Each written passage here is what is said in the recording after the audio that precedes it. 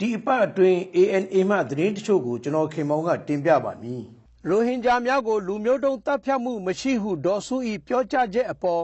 ်ကမ္ဘောဒီးယားဂျိုနီဆိုင်သုတေသနဌာနမှသုတေသီဒေါက်တာဇာနီ၏တုံ့ပြန်ချက်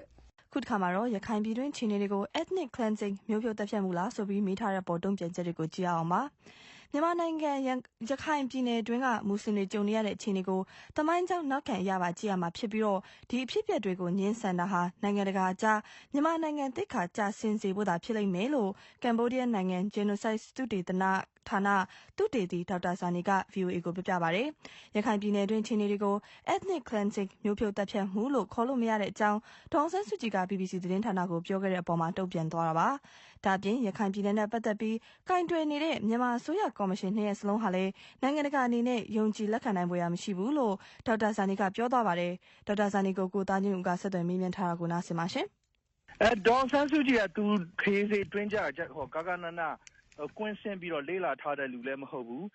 းဒီကိစ္စဖြစ်နေတာက1988ကျွန်တော်တို့ငကားမင်းစစ်စင်ရေးကစပြီးတော့ဖြစ်တယ်လူတွေသိန်းနဲ့ချီပြီးတော့ထွက်ပြေးတယ်တချို့ပြန်ဝင်လာလဲရှိတယ်နောက်တစ်ခါပြန်ထွက်ပြေးတယ်ဒီဟာကိုပေါ့နော်ကိုတိုင်ကဂဂနနာဟလာပညာရှင်တရားအနေနဲ့စနစ်တကျလေးလာထားပြီးတည်တာမဟုတ်ဘဲနဲ့ဘူးခံတယ်ဆိုရင်ကျွန်တော်တို့ကစင်တွေကိုစိတ်ရိမ်နဲ့ဖုံးတဲ့အနေထားပါပဲရှိတယ်ဒီလူမျိုးတုံးတပ်ဖြတ်မှုဆိုတဲ့အတုံးနှုံးစကလုံးနဲ့ပတ်သက်လို့ပေါ့နိုင်ငံတကာဥပဒေအရဗမာပြည်ကဘယ်လောက်ထိအသက်ဝင်မှုရှိလဲဆိုတာနဲ့ပတ်သက်လို့ကုစားနေဘယ်လိုမြင်လဲခင်ဗျတကယ်တမ်းပြောမယ်ဆိုလို့ရှိရင်ဗျာဒီကောင်ကလူမျိုးစုကိုတယောက်မကြံတပ်ဖြတ်ပစ်လိုက်တယ်ဆိုတော့အနေထားရောက်မှလူမျိုးတုံးအောင်လုပ်တယ်လို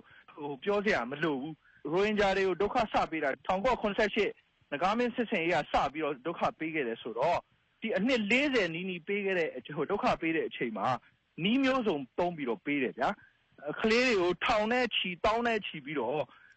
မွေးစင်းထုတ်မပေးတာကြောင့်လည်းရွာတွေမိလောင်တိုက်တာကောက်ရိပ်စပါးပေါ့နော်ဒီဟာတွေကိုဖျက်ဆီးတာတနေရာနဲ့တနေရာဟိုပေါ့နော်တွားဖို့ထိန်းချုပ်တာနောက်သူတို့ရဲ့ဒီရိုဟင်ဂျာ identity ကိုအခြေခံတဲ့ပုံမှာလူရဲ့ထိန်းချုပ်ဖို့လုပ်တာပေါ့နှစ်ယောက်ပဲမွေးရမယ်လို့ဒါမျိုးတွေပေါ့ဗျာကျွန်တော်တခုမေးချင်တာကအစိုးရအဆက်ဆက်ကဒီ policy တွေရှိခဲ့တယ်ဆိုတော့ဒီရခိုင်မှာရှိတဲ့ Muslim population ပေါ်မှာဒီ policy ကြောင့်ဘယ်လောက်ထိတက်ရောက်မှုရှိခဲ့လို့ genocide လို့ပြောနိုင်တာလဲခင်ဗျဘယ်လောက်ထိတက်ရောက်မှုရှိတယ်လဲဆိုရင်ဒီ1988မှာဒီလူရဲ့တဝက်လောက်ကိုပေါ့တိုင်းပြည်ကမောင်းထုတ်တာပေါ့ဗျာလူ3သိန်းနီးလောက်ကိုကျွန်တော်တို့မောင်းထုတ်လိုက်တယ်တချို့လည်းပြန်ဝင်လာတယ်2သိန်းပတ်ဝန်းကျင်လောက်ပြန်ဝင်လာတယ်အဲ့ဒါခဏဂတိဂတိပေါ့ဗျာ9နှစ်တစ်ခါ10နှစ်တစ်ခါလောက်လူတွေကိုဒုက္ခရောက်အောင်လုပ်နေတာပေါ့အဲ့ဒီအပေါ်မှာမူတည်ပြီးတော့အနှစ်40ကိုချုပ်ပြီးတော့ genocide လို့ပြောတာဟုတ်ကဲ့တမိုင်းကြောင်းရတော့တမျိုးပေါ့အခုဒါပေမဲ့ပြီးခဲ့တဲ့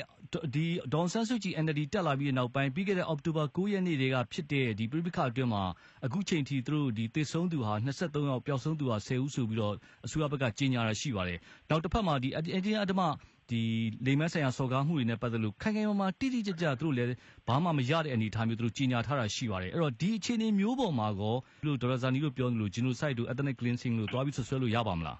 ရပါပေါ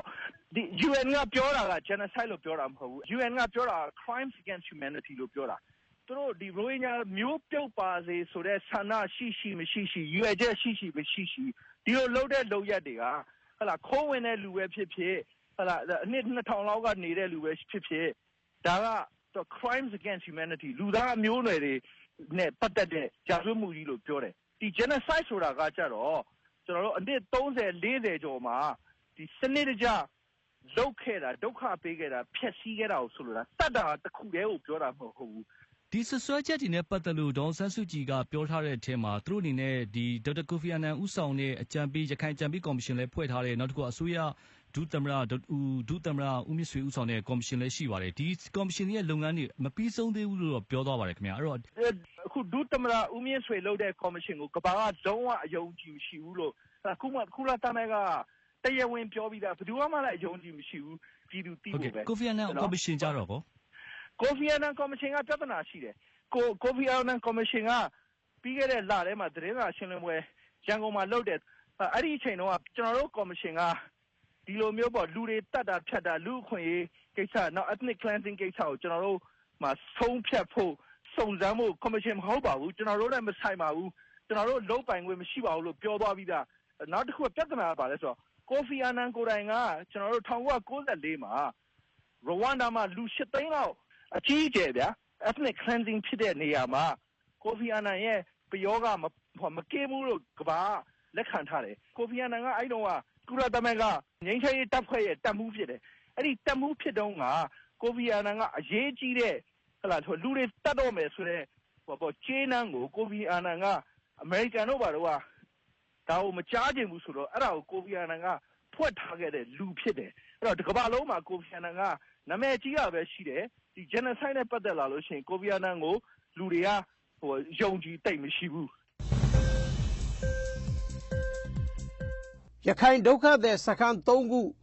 ရဲပိုင်းအတွင်းပိတ်မယ်ကြောက်ဖြူစစ်တွေနဲ့ရမ်းပြဲမှာရှိတဲ့ဒုက္ခသည်စခန်းတစ်ခုစီကိုရဲပိုင်းအတွင်းအများဆုံးပိတ်သိမ်းပြီးပြန်လည်နေရာချထားဖို့အစိုးရကဆောင်ရွက်နေကြောင်းဧပြီလ4ရက်နေ့က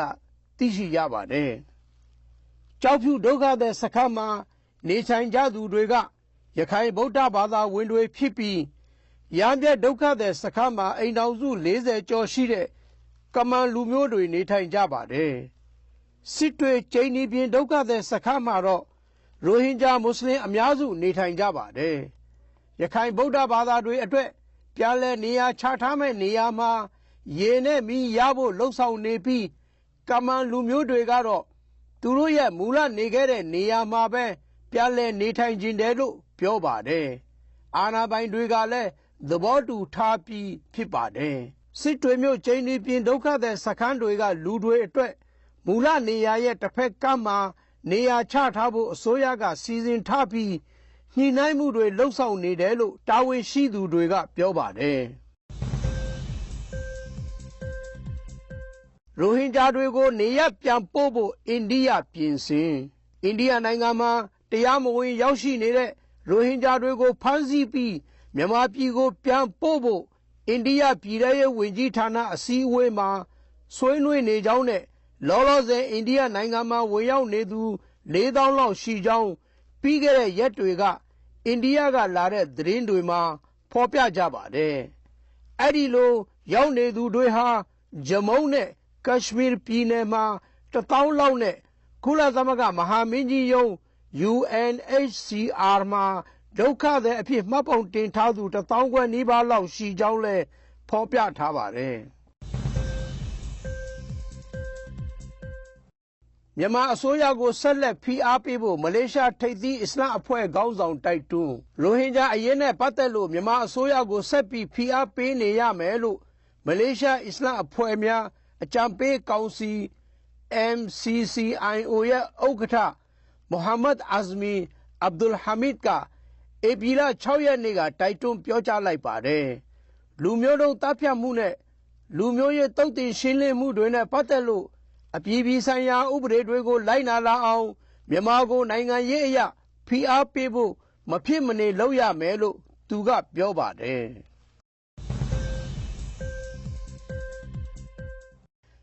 မြန်မာအစိုးရကမိရှုခံထားရသည့်ရိုဟင်ဂျာကြေးရွာများကိုသိမ်းဆည်းပြီးနေရအနှဲငယ်ကိုသာခွဲတမ်းချပေးနေစစ်တပ်နဲ့နယ်ခြားဆောင်ရဲတပ်ဖွဲ့တို့ကနယ်မြေရှင်းလင်းရေးခေါင်းစဉ်ဖြင့်မိရှုဖျက်ဆီးလိုက်သည့်ရိုဟင်ဂျာကြေးရွာများကိုအစိုးရပိုင်မြေများအဖြစ်သိမ်းဆည်းပြီးနောက်ယခုအခါနေရအနှဲငယ်ကိုသာမိရှုခံရသည့်မြေနေရာပိုင်ရှင်များကိုခွဲတမ်းချပေးနေကြောင်းသတင်းရရှိပါသည်2016ခုနှစ်အောက်တိုဘာ9ရက်နေ့နောက်ပိုင်းတွင်မြန်မာစစ်တပ်နဲ့နယ်ခြားဆောင်ရဲတပ်ဖွဲ့တို့ကနယ်မြေရှင်းလင်းရေးခေါင်းစဉ်နဲ့ရိုဟင်ဂျာကြေးရွာများဖြစ်တဲ့ဝါပိတ်ဖွင့်ဖြူချောင်းကြားကောင်းတောင်မျောတောင်ရေခဲချောင်းကွဆုံ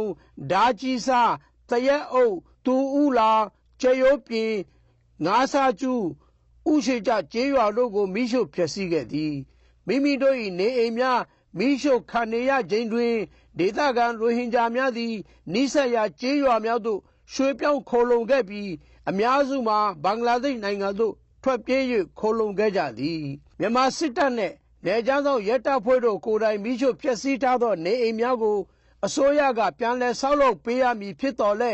ဆောက်မပေးသောကြောင့်နေအိမ်မိရှုခံခဲ့ရပြီးနိဆက်ရာကြေးရွာများသို့တွားရောက်ခိုလုံနေသူများသည်အခြေအနေတည်ငြိမ်လာသောအခါမိမိတို့၏ကြေးရွာများသို့ပြန်လာပြီး မူရင်းမြေနေရာများတွင်ယာယီတဲများကိုထူကိုထဆောက်လုပ်၍နေထိုင်နေရသည်ဟုဒေသခံများကပြောပါတယ်ထိုကဲ့သို့ယာယီတဲများဆောက်လုပ်နေထိုင်ကြသည်ကိုဖျက်ပေးရန်မောင်တော်မြို့နယ်အုပ်ချုပ်ရေးမှူးကကျေးရွာအုပ်ချုပ်ရေးမှူးများကိုဧပြီလ 4 ရက်နေ့ကအမိန့်ပေးထားကြောင်းသိရှိရပါတယ်မြို့နယ်အုပ်ချုပ်ရေးမှူးကမိရှို့ခံရသည့်မြေနေရာများသည်အစိုးရပိုင်မြေများဖြစ်သွားကြောင်းပြည်သူများကိုတနညှာတာသောအဖြစ်ကျေးရွာမြေတဝက်ကိုတရွာလုံးသို့အလှူဒါနသဘောဖြင့်ခွဲတမ်းပေးနေခြင်းဖြစ်ကြောင်းပြောဆိုကြောင်းဒေသခံများကပြောပါသည်